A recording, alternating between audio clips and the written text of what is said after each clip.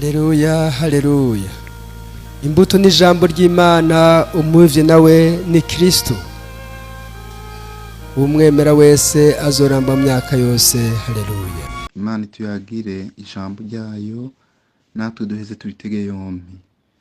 Ibisomwa bidufasha byavuye hakurikira. Igisomwa ca mbere cavuye mu gitabo ca kabiri ca Samueli kigabane ca 5 kuva ku murongo wa 1 gushika ku 7 ugasimbiza n'uw'icumi.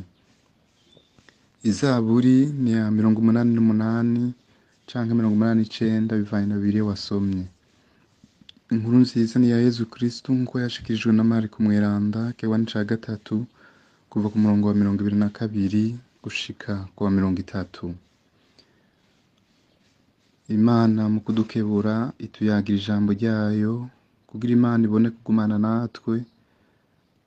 Nuko rero Dawudi aguma akurana ubukuru kuko umukama Imana ny'ingabo yari kumwe nawe.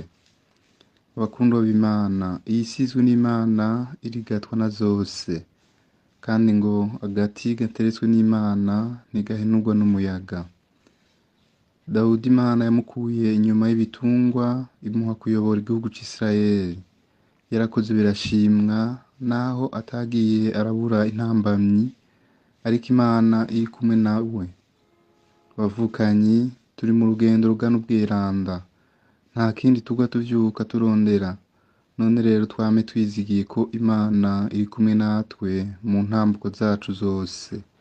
Imana igumana natwe, nitugwanira ikadukura kw'abansi, nitujabutsa ntiyigera iduheba nkuko yagumanye n'umwami Dawudi imyaka n'iyindi.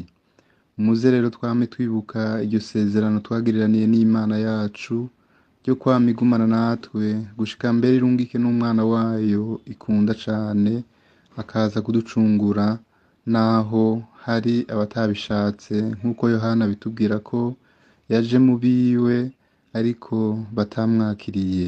Mugabo bamwakiriye, abemeye izina ryiwe yabahaye kuba abana b'Imana.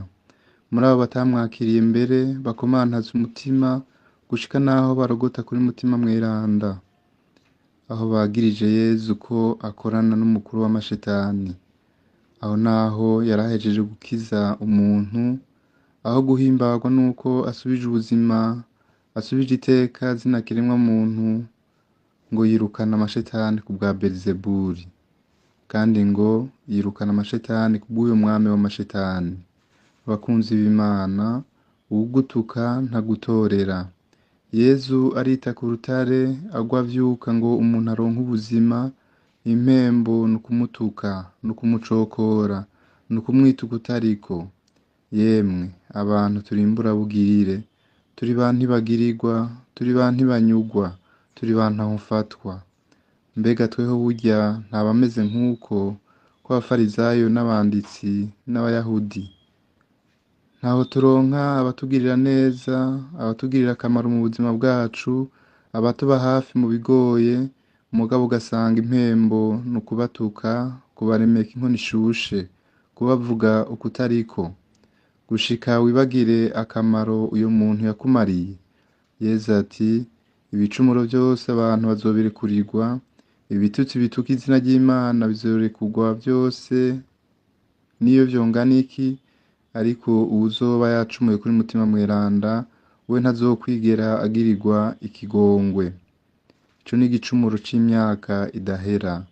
None rero twirinde kurogota kuri mutima mweranda, twirinde gucokora Imana n'abo yaremye, twirinde kandi gusamburana nkako ubwami budashize hamwe ntibukomera, kuko butubakiye ku rukundo, butubakiye ku butungane, kuko butubakiye ku mahoro.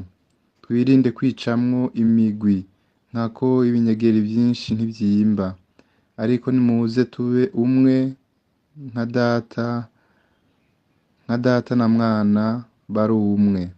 Niho tugira inguvu zo kugwanya umwasi sekibi itudurumbanya, igomba kudukura ku rukundo rw'Imana na bene wacu, yama igomba kuducamwo imigwi. Umuvyeyi Bikira Mariya atubere mu ngoro, adusabire natwe tirinde kuvuga Imana ukutariko, gutyo ntiturogote kuri mutima mweranda. Amen. Patiri Celestino.